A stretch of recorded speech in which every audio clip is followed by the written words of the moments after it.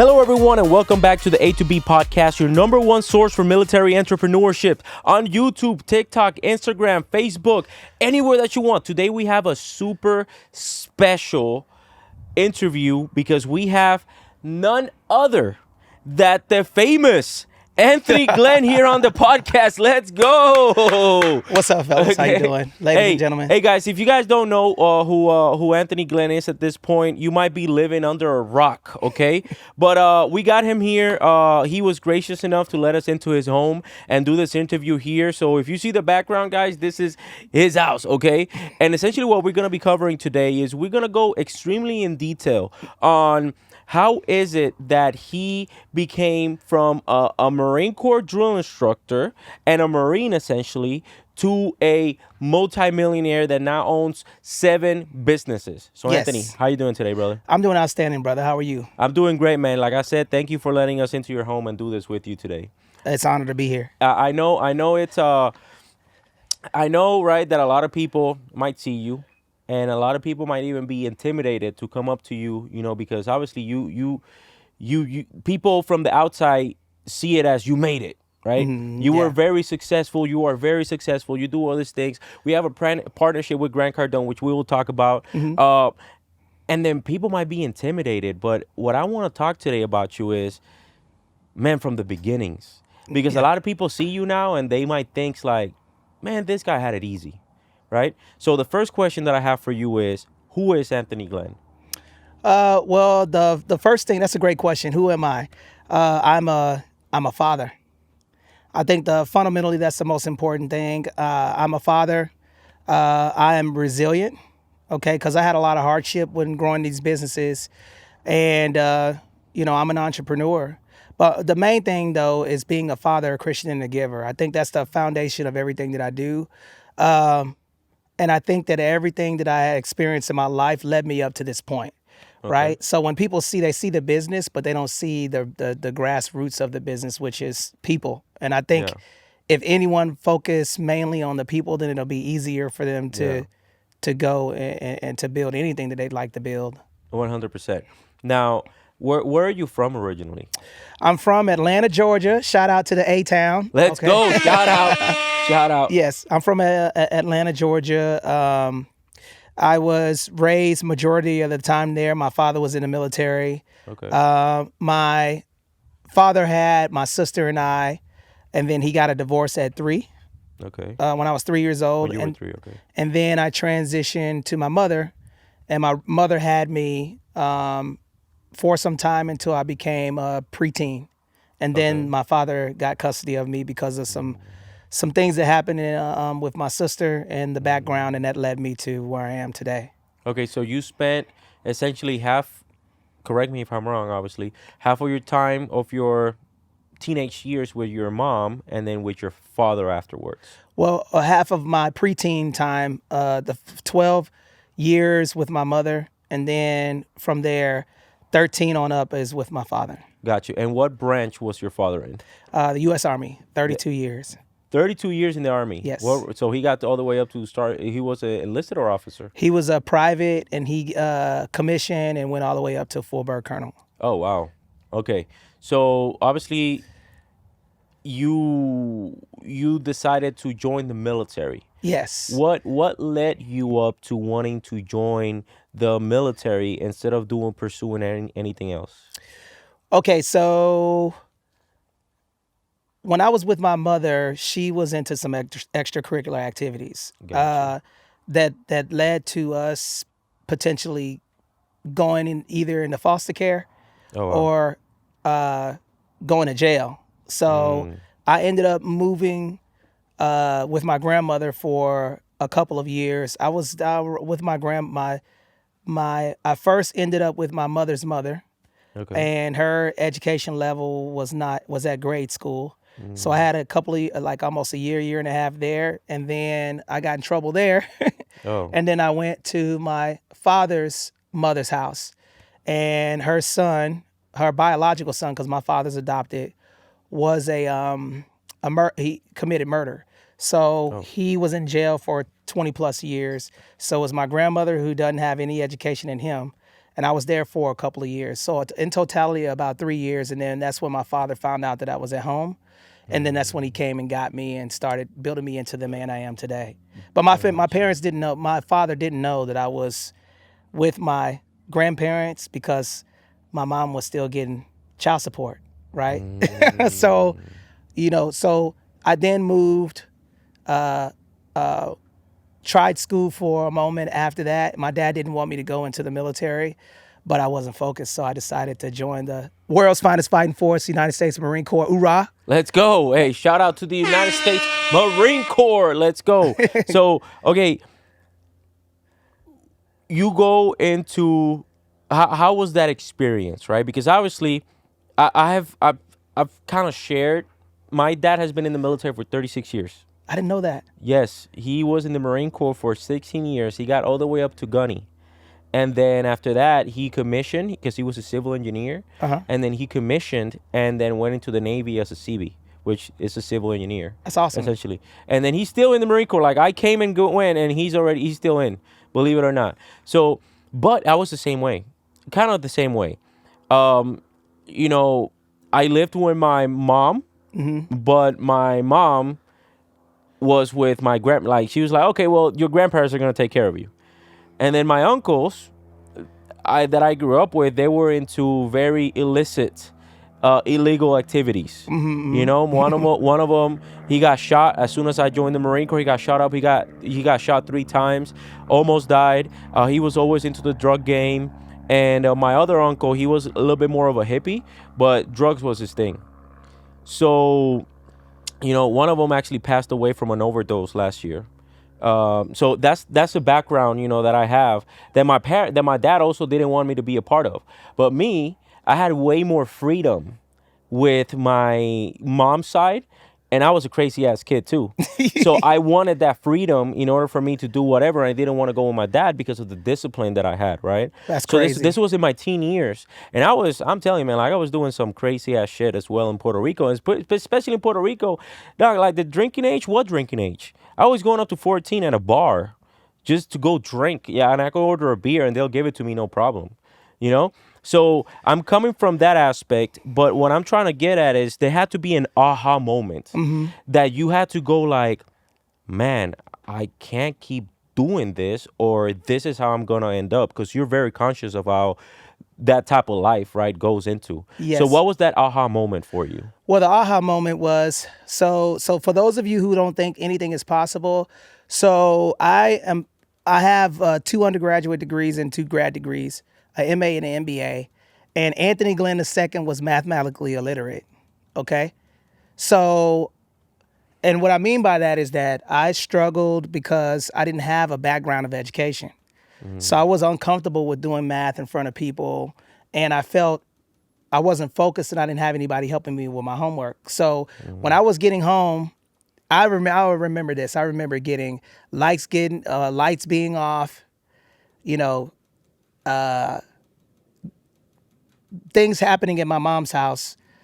I really didn't have any support with any of my stuff. So the aha moment is when I moved with my dad. Okay, so my father I was in Nashville, Tennessee, and he came to the school. And I was at school and I was acting an ass, a straight up hooligan. And I was afraid of my dad. Yeah, me too. I was afraid. I was afraid of him, right? And when I looked over, I saw my father standing in the doorway. You know how you used to have those long windows at the school? Yeah. And he saw me acting up. I got kicked out of the class, and he came there to get me. So my father went into the principal's office and the guidance counselor's office, and they were talking for a long time, and I was standing up in the hallway. So I went and got in the car, and my dad came outside and said, "Who told you to get in the car?" So he smacked me in my face. He took me to my grandmother's house. He put me in the backyard. He kicked my ass. And then after he kicked my ass, I had grass all in my hair. My shoes was all, I had 2. How old were you by this time? I think I was 12 or 13. 12. Okay. 12. And then he took me to the courthouse with no shoes on. I didn't have no shoes. I'm dead serious. I had no shoes on because my shoes were too big. And I didn't like the shoes that he took me to the mall, and he got me these ugly ass Reeboks, like cheerleader black Reeboks. It looked like I'm supposed to be like working at McDonald's with the Reeboks on. And I didn't like the shoes. He said, you put those shoes on or you gonna walk barefooted? So I was like, I'll just go barefooted. He took me to the courthouse with socks on. I sat in the hallway with dirt all in my hair. My face is all swollen up from him smacking me around. And the judge came out and he says, looks like you had an attitude adjustment. And then that was the beginning of the aha moment, because then I got into sports, I got structure, and then from there that led to me, going to school for a little bit and then joining the Marine Corps to get more structure. Got you. And why the Marines for you? Why not the Army? You had a background in the Army already with your dad. Why the Marine Corps? That's exactly why. My dad was in the Army. He didn't want me going into the Marine Corps. I chose the Marines because I wanted to do something different from my dad and do something harder. So I went into the recruiter's office, and I remember this, Gunnery Sergeant Williams. Shout out to Gunnery Sergeant Williams. Let's go. Hey, see, Barry, I know you ain't here, but he remembers his recruiter, okay? So, yes, suck on that one, Barry. Yeah, Barry, what's up? Your left shoulder. Good old Barry, Bartholomew Bull. 3 B's. Okay, so essentially what happened with me, getting the recruiter, I went into the Air Force, and I was an athlete, and I could run really good. I've always been a good runner, and I had a track and field scholarship and a baseball scholarship coming out of school. And so I was just, Mr. Billy Bad, I can run and all of that stuff. The Navy guys were overweight, Of course. This was, what year was this? 1996. Okay. The Army guys were too salesy. And I'll tell you this, look, there was a female that helped me with the ASVAB in the Army, by the way. That's why I passed. Okay. And then the Marine Corps, when I went in there and I talked to the Marine Corps recruiter, I was like, so what do you have for me? He had a book. You know those big Marine books, the green book, and it has like Marine history? Yeah. He took the book and he threw it at me. Oh, shit. And he says, you're arrogant and you're cocky. And he said, the Marine Corps doesn't know you shit. You got to earn everything. I was straight up butthurt. I went home and I talked to my mom, and she said, that's exactly what you need. And then that following week, Gunnery Sergeant Williams, I signed up. He had a shitload of ribbons, and he had a big old scar on his face, and I'll never forget him. And after I joined boot camp, he continued to stay with me. It wasn't just, Nice. He continued to keep in touch with me. I would continue to see him. Yeah. And I got recruiter's assistance after I joined the Marine Corps. Okay. After I joined. Okay. So you joined the Marine Corps. You went to boot camp. How was that experience for you? Marine Corps boot camp at Parris Island, 3rd Battalion, India Company, 3128. Oh, let's go. Yeah, I still remember it. Still remember all that stuff. Okay, my senior drill instructor was a tanker, Staff Sergeant Arnold. And then I had my experienced drill instructor was a combat engineer with 2 Purple Hearts. And then I had another guy, Armstrong, who was a new hat. And it was hard, but I graduated with honors because I could run. Oh, okay. So I was an Ironman at boot camp because I was able to run. Oh, okay. So boot camp experience was good for me because I graduated with honors. Were you the guide and everything, or no? I was the guy, but I got fired. But I did graduate as the Ironman. And Bull knows, because when I was at in Charlie Company, I was always the rabbit. I've always been a really good runner. So gotcha. cross country. And what was your so you graduate boot camp, what was your MOS once you all got out? I did operations. Okay, I first went in as a 03. I did a lap move when I graduated into operations and planning, logistician. Okay. Got you. I think that they changed the name of that now. So now that is it's not a career planner. It's a MACTAF planner. MACTAF planner. Yes, okay. That's what it's called now. So Okay. they're called MACTAF planners now. Okay. So that's a job that you did. Yeah, that's a very good job to have as well. Yes. That is, a lot of people don't talk about MACTAF planners, but MACTAF planners have a huge responsibility because you Yes. coordinate. You coordinate with intra, within the service, how to move X amount of equipment, like what type of paperwork do you actually need. You coordinate externally with like other branches of service or commercial units. So that is a pretty big deal. Yep. And you did that for the remainder of your career? No. So I did. So when I was at boot camp in '96, everybody's like, "You're gonna be an O3, you can run." So I didn't know any better. But then but I did a lap move at on recruiters assistance. Believe it or not. Really? Yes. You can't do that anymore, guys, just so y'all know, okay? Y'all can't do that, but we're talking about 1996. 96, yep. Okay, so times are different now. So they fought for me to do a lateral move into what you call a MACTAF planner now. And then I did that all the way up until 2004. And then from 2004, and I did deploy to Afghanistan like almost 40 days after 9/11. Oh, wow. So I was over there for 10 months. And then I went back for 4 months. And then I came to MCRD San Diego in 2004 to become a drill instructor. Okay, so you did that, of course, so you deployed once. What was your first duty station? Where were you stationed at? I was at Naval Air Station Atlanta at CSSG. I didn't even know they had. Yep. Is it like a Marine Corps thing? Is it still alive or? It's a what do you call those things with the rockets on the Humvees? HIMARS? HIMARS. That's where I was located at. Okay. And then that unit is what took me. We did a task force Red Dog attached to the MU, and then that took us to Afghanistan. Oh, okay. So you did that deployment out of there, and then you got back, and you. As soon as I got back, I came out here in 2000. I came out here and then I went to DI school. I got selected to go to DI school as a sergeant, and then went to MCRD San Diego to be a DI. Okay, very different from you because when we talked to Barry's a West Coast Marine, all in. He went to MCRD San Diego here, and he was a recruit. He was a drill instructor in MCRD San Diego as well here. But you were a recruit at MCRD Paris Island, and I had no business. I had no business going back. Listen, I did not want to go to the armpit in the Marine Corps, North Kakalaki. I went out there for SOI and did all of that good stuff, and I had no business, being Man, you're killing me now. You're killing on me. the East Coast. I'm good. You're killing me. Okay.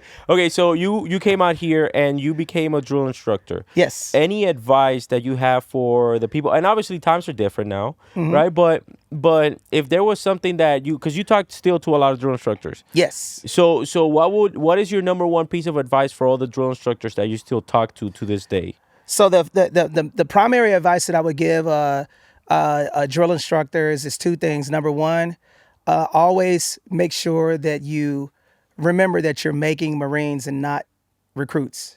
And what I mean by that is you're making Marines, and that's somebody's son or daughter. And I'll tell you, the first time that I was at MCRD, I got into some trouble because I let my ego go to my head. I'll be the first person to tell you guys that. I moved up very fast. I got, selected out of the below zone. I won meritorious boards down there and had a bunch of honor platoons and all these accolades. And then I got so high in a position that I forgot the concept of making sure that Marines were getting taken care of. And that almost cost me my career, by the way. And I was able to get out of that because I had good people looking out for me. And then the second thing that I would say is remember when the new drill instructors are coming in to make sure that they are fed and they get to see their family. Because a lot of people, I would say probably if I was be a betting man, and I'm being completely transparent, I would probably say about 50% of those Marines that go down there with a family leave without one. Yeah. And the reason why is because of the temperament of not being able to take care of their family. And then the third and final thing I would say is to not just focus on the Marine Corps and invest while you're on active duty. You do have plenty of time to do other things besides train Marines. Get your education and invest in real estate, because the Marine Corps does not last forever. So those are the three top things. Great, all great points, and we're gonna get there. Now, I want people, right, to know the type of Marine that you were, right? Now looking I was back, a goddamn dirtbag. No, I'm joking. so going back, like if you were to look back at your career or a certain moment, you just mentioned that obviously you almost got in trouble while you were out there in the high school. Like, if you were to summarize your career, and I'm talking about in every aspect, as you personally with your own family, I'm talking about with you personally with how you treated your Marines, your peers, and your higher ups. How would you summarize your career, and would you have done anything different now that you are, where you at now? If I could go back in time, and how would I summarize I would give myself a C. And the reason why I would give myself a C is because, reflecting back on my career, I could have made a lot more impact on the people that were under my leadership and tutelage. Remember, at MCRD, I was there from 2004 to 2007, and then when I was down there, I did some things that I am not too proud of in regard to how I was treating Marine Corps drill instructors. And I'm not. So it wasn't even the recruits; it was the drill instructors. The drill instructors. Oh, wow. And I'm Okay. not afraid to say that. I can honestly tell you that I was not the nicest guy down there at MCRD San Diego, because I wanted to be the best. Yeah. At all costs. I wanted to be the number one team, the most efficient team, and train the Marines into the ground. And then, and I thought that I needed to do that. And then now the reason why I give myself a C plus, I would say a B maybe, is because I had an opportunity to go back to MCRD and do it a different way without doing some of the things that I did, because we did a lot of illegal stuff down there. A lot of things that were gray area stuff that could have landed us into some big trouble. And Got you. it did not take that, because I was able to see both sides of the spectrum. And complementary to that, after going to MCRD, what I did learn is, when I went into the fleet, because I went I was a chief drill instructor, a senior drill instructor, a chief drill instructor. I was the drill master down there, which is Okay. the most prestigious job on the depot. Yeah. And then I went to drill instructor school to be an instructor. So you then, did everything down there pretty yes, much. and then I got meritoriously promoted to gunnery sergeant as DI of the year in 2012. So, looking at that journey, if it wasn't for people looking out for me, shout out to Sergeant Major Wickham. Okay, shout out to Sergeant. I want to give them an honor if I Yeah, can. of course. Yeah, of course. Shout out to Sergeant Major Wickham. Shout out to Sergeant Major Simmons and Seaman. And then also there's another Sergeant Major Daniels. Those people are the reason why I got meritoriously promoted to gunnery sergeant, because they looked out for me, because people were hating on me because I had a business. Yeah. No way. Trust me, we're gonna get to that. Yep. We definitely gonna get to that. So okay, so you would give yourself a C plus, almost Yes. a B. Yep. I definitely appreciate, man, like that you're being honest about it. Yep. Because that's, I think, believe it or not, man, and again, we're gonna get into this conversation of business and all that stuff, but I think that's one of the things that caught business ties a lot with a lot of service members, is that they feel that they do nothing wrong. It's like, no, I did this because of this, or I did this because that other person, pointing fingers. When in reality, man, it's just better to assume responsibility. It's like, listen, man, I did it wrong. Like, I apologize. Not even apologize. It's like, I grew from it. Yes. And essentially, from what you said, those people gave you a second opportunity. Yep. And you essentially did the right thing. You know what I'm saying? Like you learned how to do it. Okay, so is there a highlight of your career? What would you say? Because here's the thing, and the reason why I say this, shout out to Chief Warrant Officer Garcia out there doing the Lord's work in 32nd Street. Chief Warrant Officer Garcia and I had a conversation when we were on deployment. We did a deployment called the SP MACTAF, the Special Purpose MACTAF. Yeah, mm-hmm. And we were talking about it. It's like he was a drill instructor. He was a very good drill instructor. But he told me something, and it resonated with me, is that he didn't like people that made their SDAs the rest of their career. Oh, yeah. You know, it's like people that get stuck, and that is like the highlight of their career. It's like, bro, that was only 3 years out of your 15, 20-year career. Yep. So what would be the highlight of your career, would you say? Would you say it was when you were a drill instructor? Because you went to it twice. I think the highlight of my career, I would point out two things. The highlight of my career is being able to save a good Marine. Okay. Now, I'll tell you guys this quick story. So I had this young man that came into the office, and I saw him. He had a degree, and he was a 300 PFT, 300 CFT, and he was facing an admin SEP board. And when he came to me, I was at the time I was the First Radio Battalion acting first sergeant. And he was my company clerk. He was very good, like stellar Marine, right? But and then I was in the signals intelligence community, and they wanted to kick him out. Now, what had happened is he had something happen in his career before he joined, and he went to a counselor, and he spoke about it, and then it wasn't disclosed. So after $200,000 of training in one whole year of MOS school and getting his clearance, the master sergeant, and I'm not going to say any names for full transparency. I don't want to disclose any names. Yeah. But the master sergeant wanted to kick him out. So when he came to me, I had a Major Della that was one of my majors at the time. And then I talked to him and I said, hey, I want to keep this Marine. I've observed him for 6 years.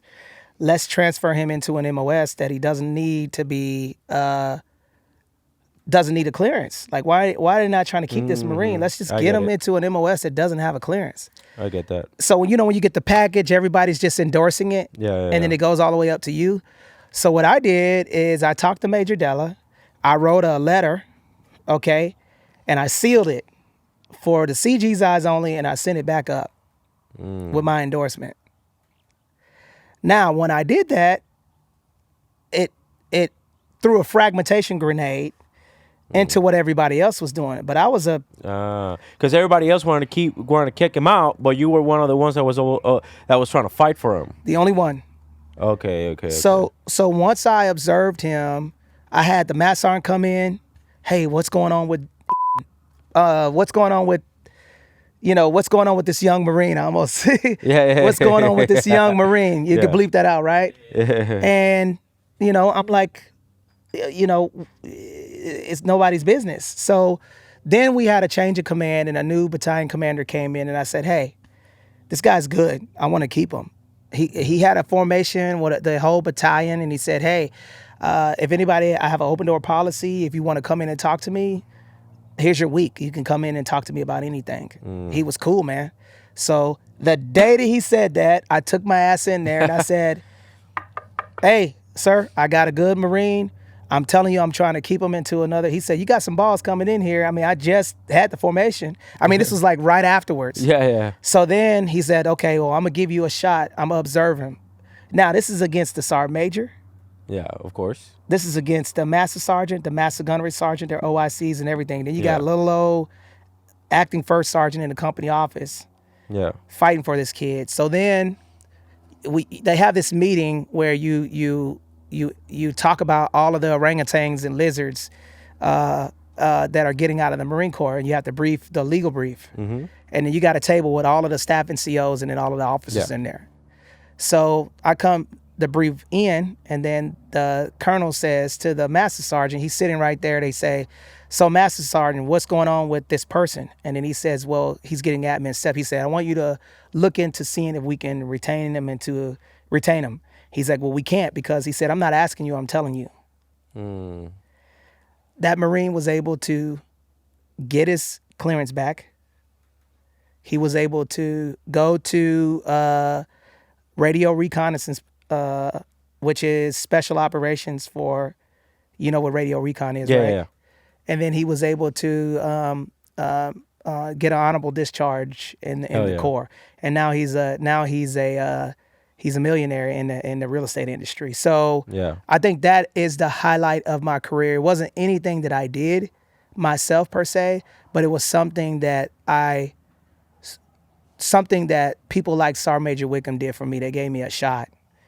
Got you. So that yeah, so you paid it forward, and Yeah. that's that. You know, that is a very good point, because that's essentially one of the most important things whenever I was being enlisted, and I saw the future that awaited me if I went to college or if I didn't join the Marine Corps. Mm-hmm. I was super thankful for my recruiter as well for giving me the opportunity, right? Yeah. And one of the things that he said, he was like, man, you know what, just pay it forward. And that was one of the things that I always remembered when I became a recruiter, and I saw kids that really, didn't meet the profile of what it meant to actually be a Marine. Yeah. But I always gave them the shot. I always gave them a shot and an opportunity for them to become Marines, because it's definitely something that you have to earn. Yep. So essentially what you're saying is that one of the highlights of your career is being able to be in a position in order for you to be able to pay forward what others did for you as well. 110%.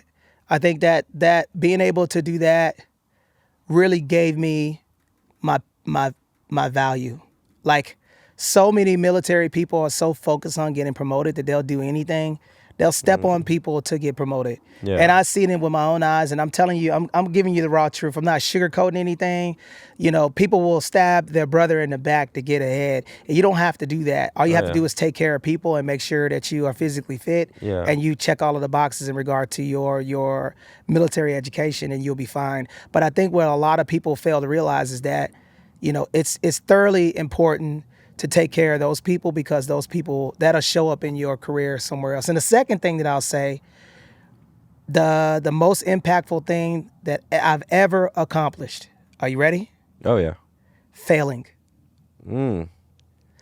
Failing, getting set down on the depot was the absolute hardest thing that I've ever had to go through. Me getting in trouble down there for not getting a handle on recruit allegations as a in a leadership position was the best thing that had happened to me. I got a divorce from that. I had an attempt to do something to myself. That was the best thing, because it made me realize the value of people. I wouldn't have my children if I wouldn't have gotten in trouble. And I also wouldn't have all of these businesses or getting my education if I would not have gotten in trouble. Yeah, that's wow. That's powerful, I'll tell you that. Because a lot of people visualize, and I think this is what makes a good entrepreneur from a great entrepreneur. It's how they view failure. Something didn't go your way. Did you fail, or did you readjust? Do you realign your sights to the target? Because that is essentially something that a lot of people, they be like, oh, well, this is not for me. Like, they try to mix the spiritual things, which there's nothing wrong. I'm a spiritual person as well, right? But they tend to let that get in the way of the reason why they weren't able to actually do something or succeed at something. Like, let's say, for example, in real estate, right? Whenever we talk about real estate, one of the first conversations that I have with agents are looking to get into the business is, why are you getting into the business? Why are you getting into real estate? Is it because of the money? Man, you can't make money. But if you're solely in this because of the money, you're not going to make any. Yep. Because you are in the people's business. You're not in the money-making business. You are in the people's business. And if people see that the only thing that you see in them is a dollar sign, people will not want to work with you. That's true. They will not want to work with you. So if you're in this for the money, you're not going to make it. Are you in this for the right reasons? Are you in here to pay it forward? If that is what you're here for, then we can have a conversation and I can definitely help you out. But if not, this is probably not going to be the right fit for you. One of the things that I wanted to ask you, right, is lots of shit's going on in your career. You got sat down, you went back to the fleet, you went back to a second time. At what point were you like, man, I need to start doing something else? So my real estate investment career started in the 90s, actually, in Hawaii first. And then when I got to MCRD, I already had properties. So I was a sergeant and I was already making passive income. So you got to imagine a young Marine sergeant out here. How old? Probably 24, 25. I was in my 20s, yeah. I already got several properties. I had this big goofy ass, Lincoln Navigator on 22s. Do you have the spinners? I didn't have the spinners, but I was out of control, man, And then when I got to MCRD, man, I had all of this fancy stuff, man, and all of these people were asking me all of these questions, and I'm like, I'm the real estate guy, and people just didn't like it, you know what I mean? But I needed to turn my volume down.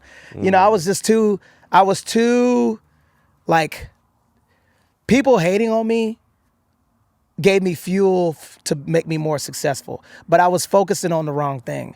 I was focusing too much on the perception of people. Yeah. And I felt like people were trying to suppress me. And I wish I had that letter because I want to read it. I'll read that letter to you guys. Which one? The one that I gave you, yeah. Yeah, hey, Jose, can you go get the letter? It's in the what's it called? It's over there in the freaking table. And can you ask the guys to bring us some water? And I'm gonna tell y'all something, man. This guy, he think he's slick, man. He put the brother in the sun, man. Look, no, I got you sat there. I'm like this. I'm like, I was gonna sit there. I was gonna sit there. I didn't know. Black people got cocoa butter on. I'm all oily and greasy now, man. Yeah, I'm gonna tell you this though. I didn't know the sun was gonna come down this way. We're behind like a little roof over here, but the sun is coming down, guys. And I'm like, damn, it's raining down. The sun. Hey, we might have to stop it and then readjust somewhere else. I'm telling you. No, it's good. But going back to what I was saying,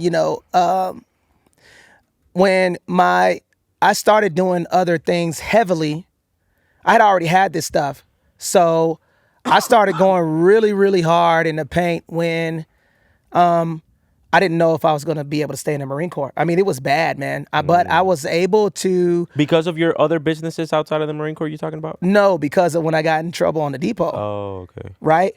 So I got saved. If I could have, I got saved. Like the people that when they did the investigation, basically what was happening is that drill instructors was going a little too hard in the paint, and I was in a leadership position, and I did not, the recruits, I got in trouble for drill instructors under my charge, seniors and stuff like that, doing loyalty lectures.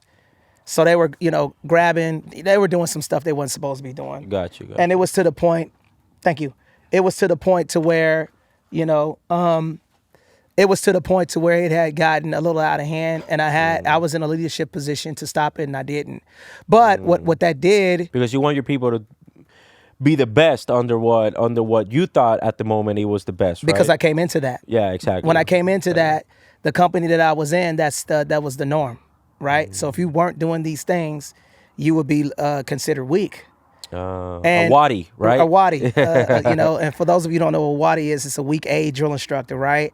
And it got to the point to where I had drank the Kool-Aid, and then I was a monster at it because I was winning everything. I was at the top.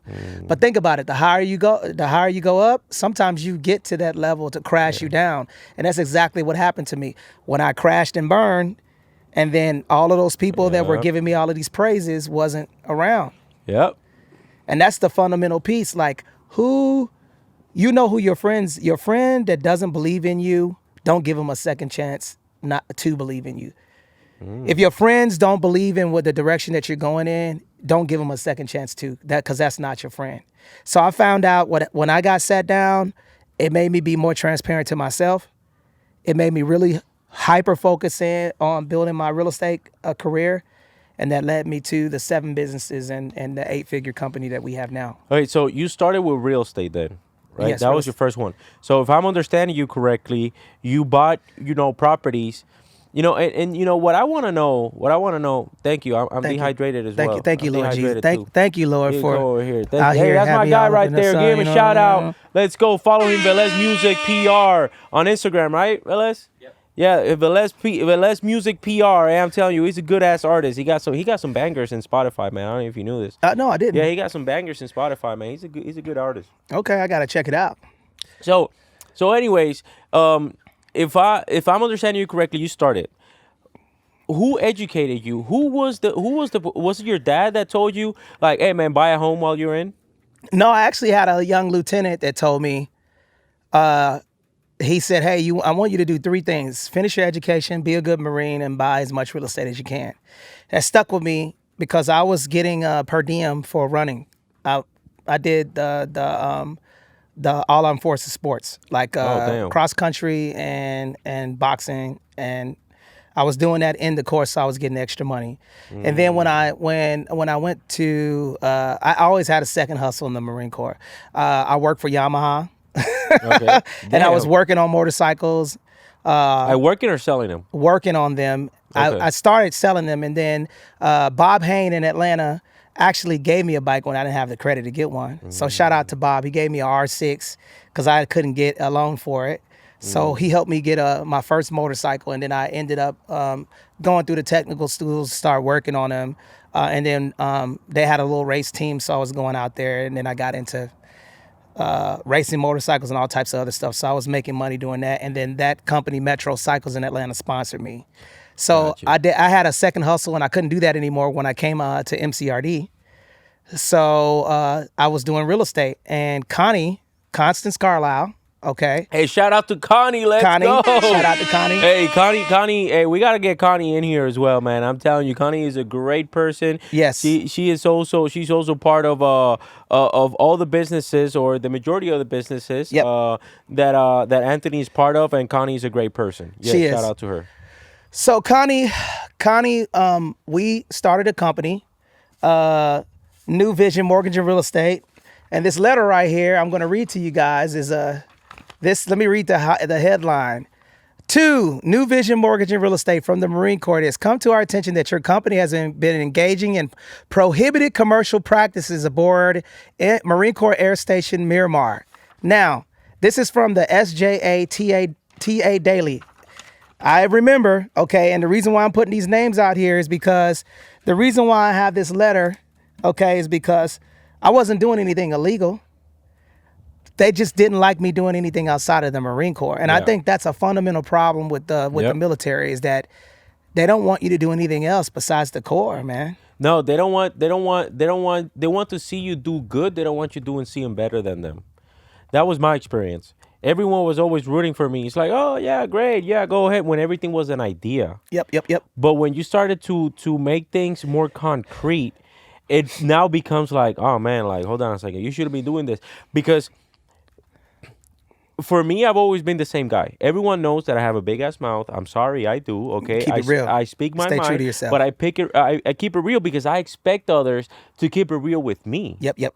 You know, so I treat others how I want to be treated, and a lot of people don't like that. true. Everyone knows that they rather be, you know, like super, like they like to sugarcoat a lot of things. Right. I don't like to sugarcoat shit. If I'm messed up, tell me you're messed up, dude, and this is what you did wrong. I'm like, okay, cool, I'll fix myself, right? But a lot of people don't like that, and that's what happens a lot in the Marine Corps. They want to see you do good, but they don't want to see you do better than them. And then now when you call them out, because you realize, like, man, you know, I don't need the Marine Corps. I want to be here because I'm loyal to the institution. Yep. I believe into what this institution actually stands for, but you're not doing it. Your vision is a freaking dumbass way of actually doing things. Yep. And when people, of course, when you say that to somebody, or even in a tactful manner, they're going to take that the wrong way. And then they're going to look at ways to attack you on their weaknesses. That's true. 110%. Man. You know, because it happened to me too. It Yeah. happened to me too. I'm gonna share this. I don't think I've ever shared it on the podcast. I'll share this with you, man. So I was the command financial advisor for First Supply Battalion. Okay, that is a course that the commanding officer has to send you to. Yep. It's a 5-day course in order for you to attend, which is given by the personal financial managers aboard Camp Pendleton. Uh-huh. Okay, now this class is a class that authorizes me to speak to Marines about their personal finances. Yep. Do budgets with them, talk to them about their finances, the whole 9 yards, right?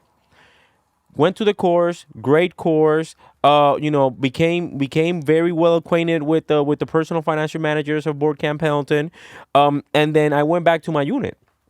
And what I used to do was the financial classes, because there's always an excuse. The Marine Corps, according to the headquarters Marine Corps, the Marine Corps doesn't have a retaining issue, and it doesn't have a recruiting issue. But whenever you try to send your Marines to a class that is to better themselves personally, God forbid the operations freaking suffer, because we don't have enough Marines to send to these classes, right?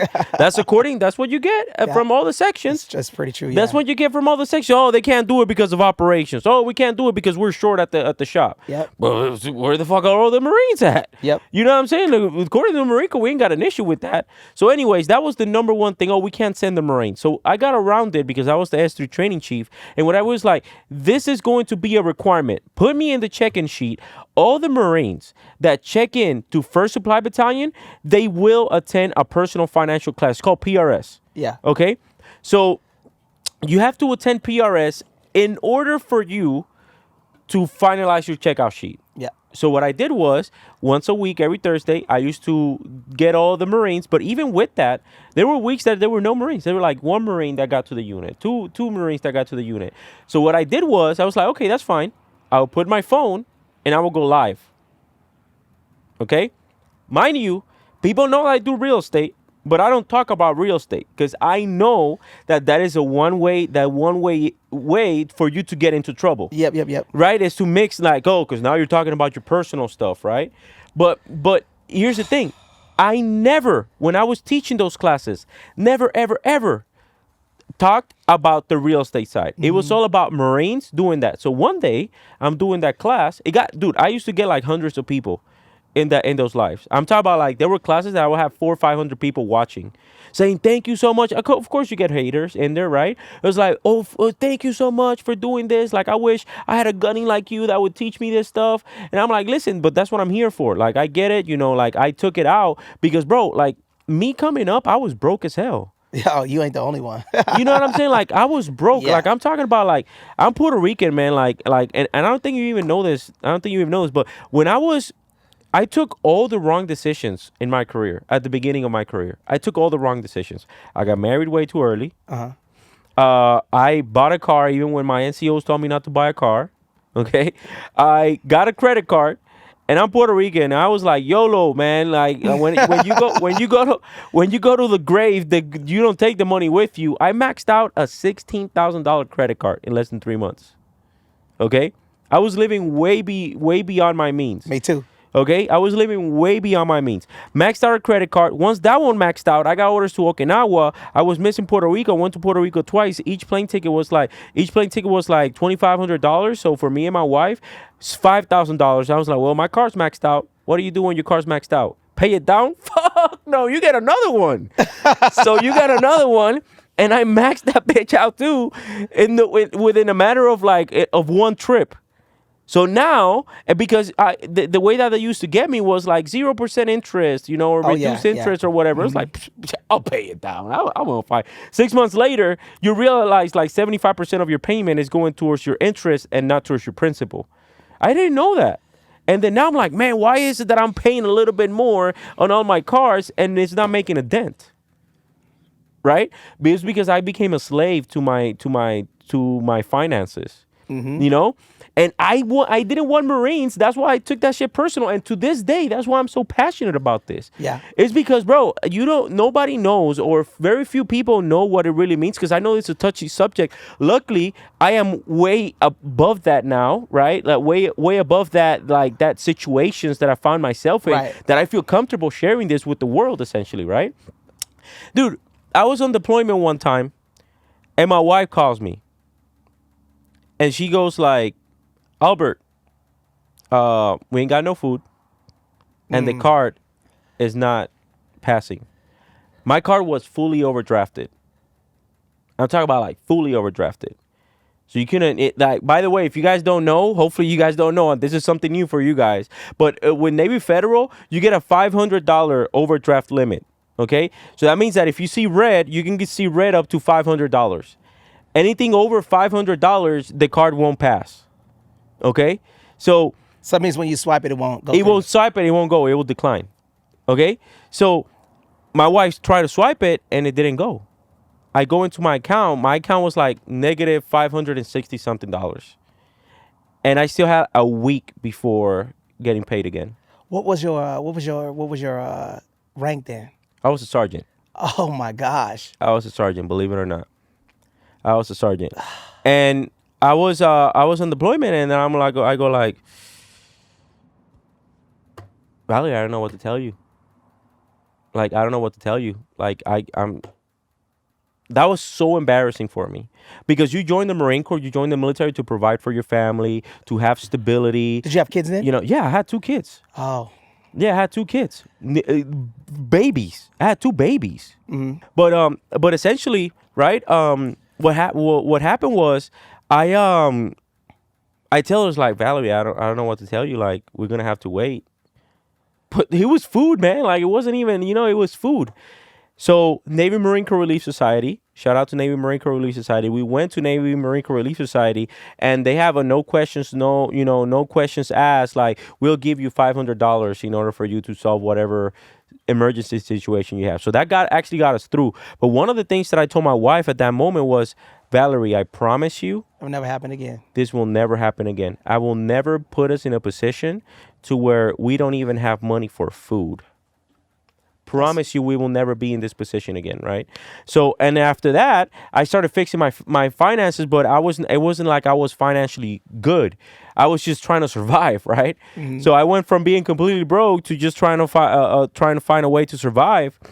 And essentially, what I ended up doing, I was trying to buy a house, and I got denied to buy a house. Believe it or not, I didn't know nothing about the VA home loan. I didn't know nothing about nothing. And I was like, yeah, you can't buy a home. I was like, it's the last time somebody's gonna deny me the opportunity in order for me to do something, right? And that's when I changed my finances. Like, that is when my life completely changed, because I got serious about my finances. I got serious about providing to my family, and that is when everything changed. And that is when I went to recruiting, and I learned, like, all the skills in order for me to be, like, good at sales. Uh-huh. And then it allowed me the opportunity to do 2 things: to take care of my family, which is everything that I care, right?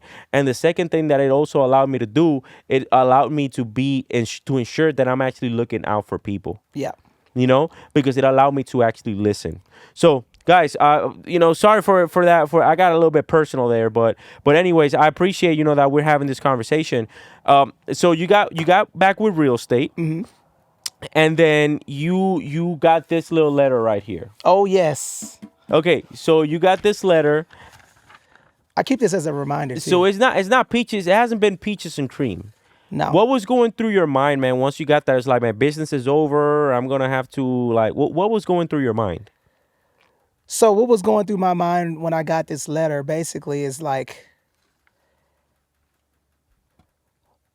fuck these haters. No.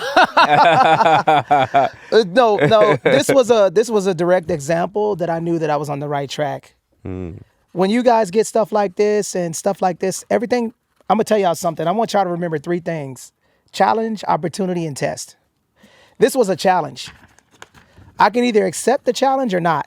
But if I didn't accept the challenge, I wouldn't have had the opportunity. Accepting the challenge led to the opportunity for me to pass the test to get promoted. This was a challenge that I needed to accept in order for me to get to where I needed to be, because I knew I was on the right track. If you got a sergeant major that is calling the SJA and saying that I need to check in after lunch as a staff NCO because they don't want me talking about real estate, I used to hide and sneak. I used to go, listen to this, guys. When I got to, and remember earlier I told you I had to turn down a little bit? Yeah. When I got to MCRD San Diego, I had a big ass Range Rover that I ordered from, a Strut Edition, and I had a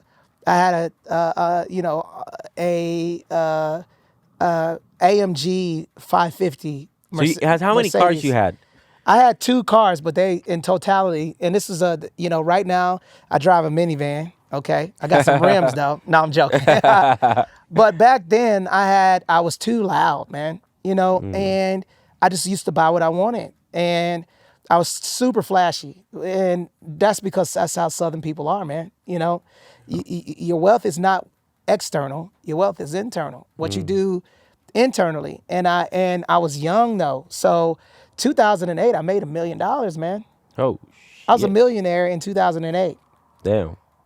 I I just solely out of real estate. How many companies you had back then? we had New Vision Mortgage and Real Estate right here. You could see it right here.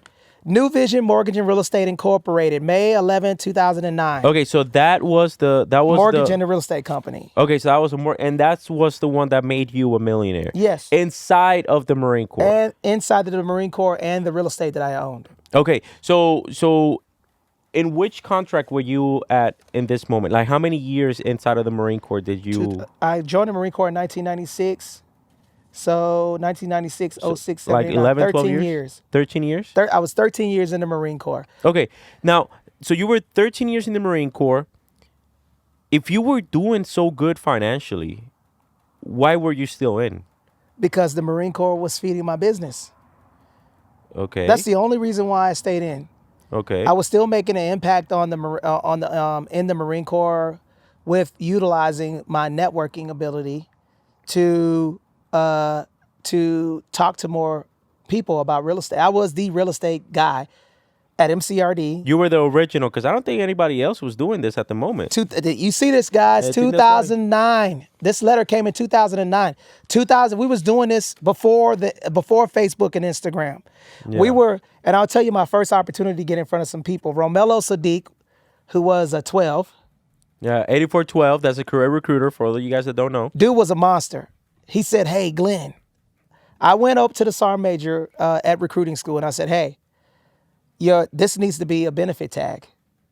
Real estate needs to be a benefit tag. Why isn't a benefit tag real estate? You got all of this other stuff, honor, courage, commitment, all of this bull crap. What are the benefit tags?" There's 11 of them. Right. You have 11 benefit tags and you have nothing talking about financial literacy. Yeah. Well, there's one it's financial. It's financial something, but I know there's one that is financial. Right. But real estate is not even in the actual, because you get something that's called MACOP. Yep. Okay, it's like Marine Corps Opportunities book, right? Yep. So it's basically showing you how the Marine Corps can show you, and it has these little tabs, and in those tabs, when you open it, it has features, which a lot of people don't understand the difference in between the features and the benefits, right? Yep. So it has a lot of features that the Marine Corps can help you on attaining that specific benefit that you're actually looking for. There's nothing there about the VA. I think you're 100% right. Hey, MCRIC, Marine Corps Recruiting Command. Y'all need to include the VA home loan in there, because there's a lot of people out there that think that they can use the VA home loan once they transition out of the military. And that is not the case. You can use it after 90 days of joining the military. So it should 100%, because for service members, that's what's really going to give you the generational wealth. Bingo. Or the financial stability that you're actually looking for. Okay, so going back to this. 2008, or 2009, you get this cease and desist letter. This is essentially what it is, right? A cease and desist letter. You have that company. Of course, you say, fuck the haters or whatever. But how did you pivot? How did you adjust? The way that I pivoted is that, and I'll tell you this story. The Sergeant Major that was there, he said, "Hey, I don't want you." He came into my office. I remember this clear as day. I close my eyes and I can remember. He said, "Glenn, get the F in my office right now." I go into the office. He says, "I don't want you talking about real estate at all. I'm tired of hearing it. I don't like it." And I'm like, "Sergeant Major." He's like, "I don't care." He said, "You're here to work." I said, "I'm the #1 staffing CO with my fit rep. Correct. So why are you on my butt about this? I'm a 300 PFT. I got a degree. And my my section is doing well. Why are you hating on me, right?" So I would have to check in when I got back from lunch. What rank were you? I was a staff sergeant, bro. I would be walking down the hallway. He would just harass me. "Hey, Glenn, get in my office. Get the F out of my office. Hey, Glenn, what are you doing? Where are you going?" It became so much pressure. Was he a homeowner that you know of? No, he wasn't. Oh, Wasn't. shocker, guys. Yeah, he wasn't. What a shocker. He wasn't. A sergeant major that wasn't a homeowner hating on somebody that's trying to imprint a home ownership values. That is a shocker. And one day I'm going to call you out, man. And, I'm going to keep it real because I'll never forget you. Thank you. I want to say thank you because, what I realized is that you wasn't a hater. You was a fan. Right? And I don't care the way you receive it, but you're the reason why I am right here today. And to talk about this scenario when this guy, he called and they couldn't do anything to me. So they gave me this and they made me sign it. If you look, I have read and understand these contacts of this letter and have been notified by Sergeant Major Herman on the ramifications of not following the directions and guidance contained in the letter. Did you get a nip block? No, they gave me this letter and I had to sign it. That was the only letter that you got? They gave me a letter because they couldn't put nothing in I just had to sign this goofy letter. And basically it says right here, it says you are also advised that you shouldn't do, you also are advised that should you or any of your agents enter the air station after an order barring your entry, you may be subject to criminal prosecution by the U.S. District Court per section blah, blah, blah, blah, blah, United States Code, which provides a fine or not more than $5,000 and imprisonment for not more than 6 months. So these guys are threatening me with prison for talking about the VA loan as an agent. What the hell? Listen, you can look. This is what the letter says. Isn't this crazy? Let's address that, right? Let's address that because I get it, right? I get it. I get why you feel that way. But I also understand that there are a lot of entities out there that would prey on military service members. Sure. Right? But essentially that's how they're treating you. Right? Instead, they're not asking any questions. They're not asking no clarification or anything. They're just saying like, hey, listen, you are trying to solicit and essentially take advantage of the service members. Yes. Okay, guys? So that is a very important definition that we need to take in consideration because like this happened to me last week. In my own command. I'm going to teach a class and everyone knows in my command. I was giving out turkeys. I gave 100 turkeys away in that command the week prior. Some Marines see me. They're happy to see me. They know me from the command. And then all of a sudden, a high-ranking individual, I'm not going to call him out, a high-ranking individual, no, we cannot have civilians. Like, bro, let's get the hell out of here. I'm now no regular ass civilian. I was your peer back in the day. You see what I'm saying? Like it is what it is, man. But just so y'all know, right? They are people, to keep this as balanced as possible. You do have to go out there and you have to ensure that the proper entities are vetted in order to ensure that they're not incurring in any type of predatory, circumstances or predatory anything. Mm-hmm. But I gotta say this though. I have one thing I gotta say.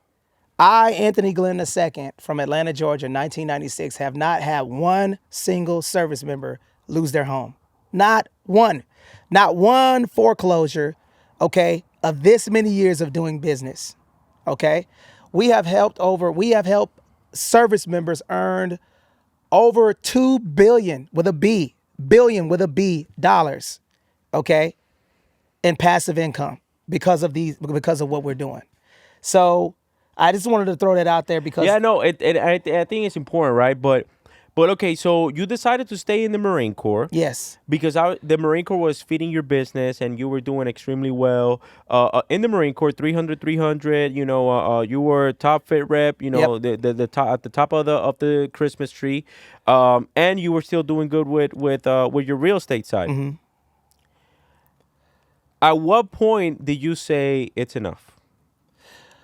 The point that I said that it was enough was when they were gonna send me to Okinawa after doing a tour of MCRD San Diego. And usually you get to go where you want to go. And then they wanted me to go. I went to RADBN, which is Radio Battalion, and nobody wanted to go there. So the monitor told me, if you take these orders, I got you. I took those orders to RADBN, and I was the top of the Christmas tree there too. Like I was the number one.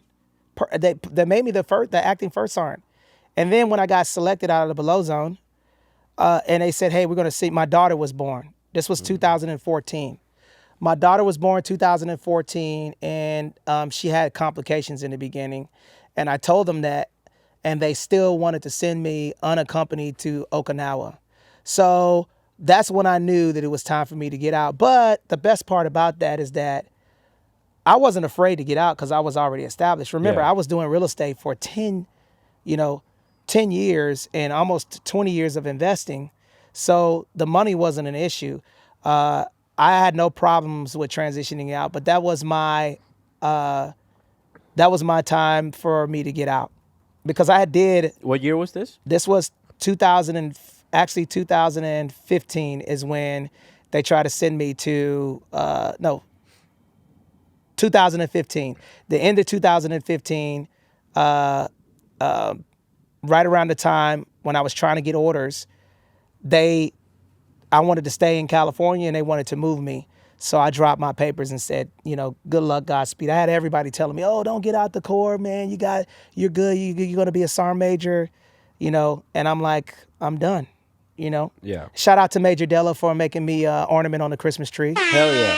So let me see if I'm understanding you correctly. So 2013, you were at 2000 MCRD San Diego. MCRD San Diego. 2014 Meritorious Gunnery Sergeant. Meritorious Gunnery Sergeant out of Brady Battalion here in No, California. as the drill master. As a drill master, and then you got out of there. That's when they wanted to send you back to. No, I went to Radio Battalion. You went to Radio Battalion. What unit did you transition out of? First Radio Battalion. First Radio Battalion here in Yes. Camp Pendleton. Yes. Okay, and you did the full 20. Yes. Okay, so you did the full 20. So you got out with the full 20. How was that transition for you? Super easy. I had no problems. Zero. What about mentally? From a mental perspective, I didn't have any issues either because I had already prepared myself to get out. I was already pretty much a civilian already. I had really good support. The base SAR major right now of Hawaii, he made sure that I was good. So my last year was cruising. I mean, I was able to transition super easily out of the Corps. I didn't have any issues with getting out. That SAR major looked out for me hard. Guys, if you guys are going to hear something out of this, because I want to translate what he's saying. The sooner that you start preparing Yes. to transition, the easier your transition will be. Yes. And one thing that I wanted to say in this specific podcast, because I always say when people ask me, how soon should I start preparing? Right? I say like a year and a half. But essentially, if you're talking to an entrepreneur, somebody that's trying to get out of the Marine Corps and do something different, if you're trying to just get out of the Marine Corps and go work for somebody else, yeah, 100%, man. Like a year and a half, like you're going to have plenty enough time in order for you to get ready. Yep. If you're trying to become an entrepreneur, you need to start, quite honest, like from the moment that you get in the Marine Corps.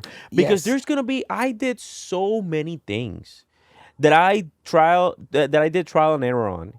I tried so many things. I tried Primerica, like the life insurance stuff. That wasn't for me. I tried like at least 15 different multi-level marketing freaking companies. I was like, I ain't doing this shit either.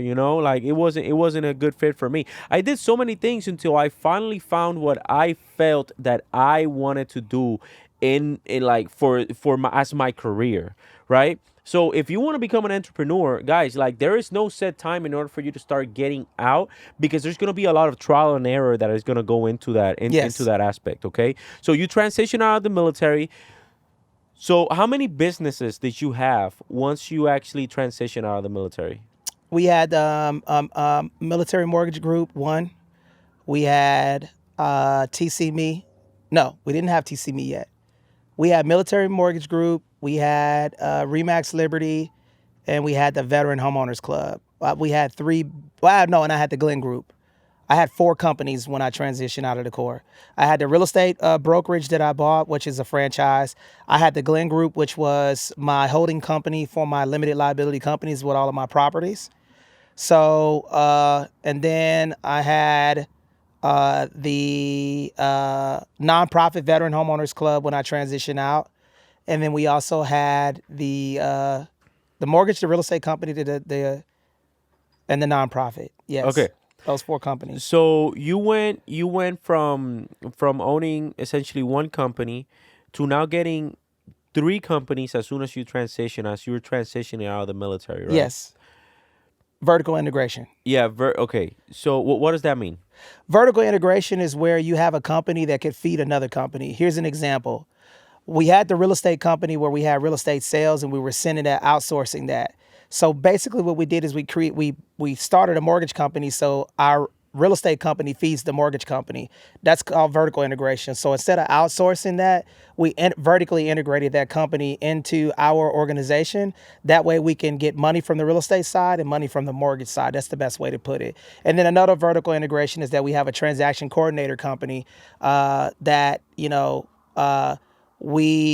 our agents need transaction coordinator companies. So instead of us outsourcing it, we subsidize our income by building a transaction coordinator company with 2 independent contractors to get another source of revenue. So essentially a one-stop shop for anything that has to do with real estate. Yes. Okay. So that you try to put it to where if somebody comes to you, you can do everything for them. You don't have to outsource absolutely anything. Yes. And this right here is the reason why I created the nonprofit. Okay. Okay, got you. Because why? Well, I created the nonprofit because we started it because we wanted agents to make sure that they understood the value of serving the community, right? But then we also created the nonprofit because that gave us the catalyst that we needed to get a broader audience. It's non-branded, so the nonprofit actually is one of the most important companies in our business because us being able to serve the community gives us a wider broadband. So we get clients from serving the community, right? Oh, yeah. So what that did is it eliminated RE/MAX and it eliminated our mortgage company and all of the other companies that we have because a nonprofit's a nonprofit. It's not for profit. It's for education purposes. So that means that I can talk to agents, because think about it. A Keller Williams agent won't want to come to us if we're RE/MAX, but a Keller Williams agents will come to us if we're a nonprofit. So that's our thought process behind the nonprofit. That's opened so many doors for us. Got you. Okay. So and essentially community outreach as well, right? Because we're gonna be, you're able to give like we did, like when I was giving out the turkeys, I was under the Veteran Homeowners Club. Yes. Because that allows us to get places that a profit organization doesn't allow us to go to. That's correct. Okay. So you went from the TC Me, Glenn Group, Military Mortgage Group, RE/MAX. That's 4. Mm-hmm. I see that you're wearing a WIRE. What does WIRE stand for? Win in real estate. Win in real estate. So WIRE came by about 2 years ago. We were doing social audio, and then we had a lot of people coming to us for coaching. So we created Win in Real Estate, which is a mentoring and coaching company for real estate professionals.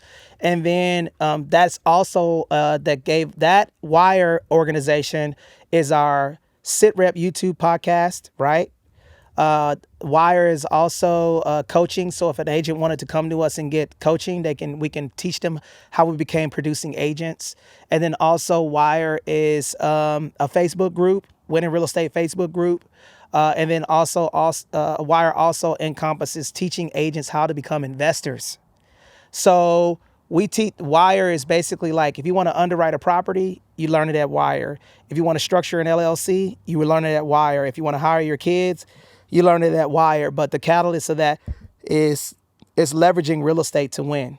So that's what WIRE is. That is interesting, guys. But I'm gonna tell you this, man. We've been talking for about 45 minutes already. I think that this is a great podcast for us to continue in a separate conversation. Oh yes, yes, a separate conversation because I want to go more in depth into which one has been the hardest one. We haven't even started to talk about the partnership with Grant Cardone. That is freaking crazy, yes. dude. That we haven't even started to talk. So Grant Cardone actually freaking took notice in you because of what you were doing in the veteran community. Yes. And now you actually have a partnership with him. So we want to talk about that in the part 2 of this podcast, guy. It's going to be right here. So make sure that you guys go and that you guys see that second part of the podcast. Anthony, if somebody wants to reach out to you, where can they reach out at? AnthonySocial.com, very easy to remember, ANTHONY social.com, or Google Anthony.com. Google, don't Google me, but the word Google, GOOGLE, Anthony.com. Both of those will lead to me. And I will tell you this, I didn't get the partnership. We got the partnership because we are more important than me. So we're going to talk about that in the next podcast. We will tell you guys how we were able to be in alignment, and also how my brother, we're about to take this thing to the stratosphere. We're going to talk about how Grant Cardone reached out to me on socials, because that's what we're doing right now. You never know what you're doing, where it may lead you, and that led me to a partnership with Grant and Elena Cardone, and we're going to talk about that next. Hell yeah. So guys, you guys know where to find me. Go to the link in my bio. Make sure that you guys subscribe to all of my social media channels, and I'll see you guys in the next one. Let's go. Let's go.